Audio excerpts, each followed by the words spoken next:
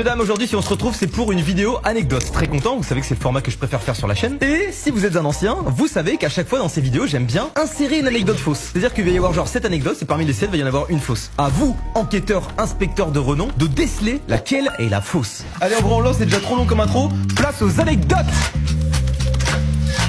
Comme vous le savez pour ceux qui ont vu le vlog de mardi, j'ai pété ma voiture. Du coup jeudi dernier je l'emmène en réparation et pour rentrer chez moi je prends une navette gratuite. Il y a ça en ce moment sur Angers, je connais pas, je me dis ah bah tiens ça va chez moi, vas-y let's go. Donc je rentre dedans tranquillement, je m'installe, on roule 5 minutes et en gros cette navette elle fait des arrêts. À un arrêt il y a une meuf qui rentre, qui vient me voir et qui me dit tu me reconnais? Une meuf brune que je n'ai jamais vue. Enfin en tout cas elle me dit rien. Et ça se passe comme ça genre ah mais tu me reconnais pas? Denis Brognard? Mais non on est sortis ensemble en primaire.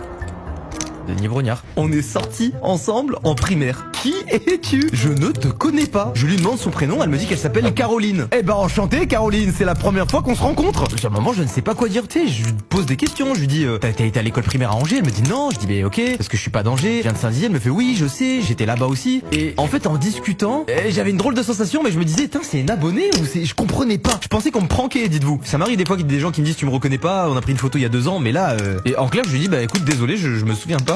Donc bah tout. Et la meuf insiste pas, elle va s'asseoir et c'est tout. Le trajet se passe, on se rapproche de plus en plus de chez moi et je me rends compte que la personne en question est toujours dans la navette. Donc je me dis c'est bizarre et je commence à stresser. Je me dis si ça se trouve c'est une personne trop bizarre et tout qui est en train de me suivre. Du coup ce que je fais c'est que je descends plus tôt. En fait je descends un arrêt avant chez moi. Et là comme par magie qui descend en même temps que moi? Caroline. Donc là j'arrive à un stade où à tout moment je me retourne et je lui dis c'est quoi ton problème?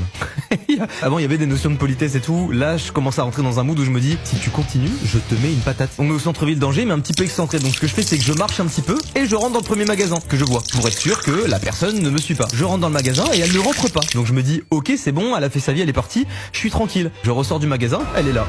Donc petite sueur froide. Et plutôt que de continuer à faire ce jeu pendant 8 ans, qu'est-ce que je fais? Réponse A, je prends mon courage à deux mains et je vais lui parler. Ou réponse B, je rentre dans le magasin. Le temps est écoulé. C'est la réponse C, je prends la fuite. Les gars j'ai marché et dès que j'ai pu j'ai tourné sur la droite. J'ai couru. Je l'ai semé et j'ai plus jamais eu de nouvelles de cette Caroline. Ça s'est passé il y a 3 jours.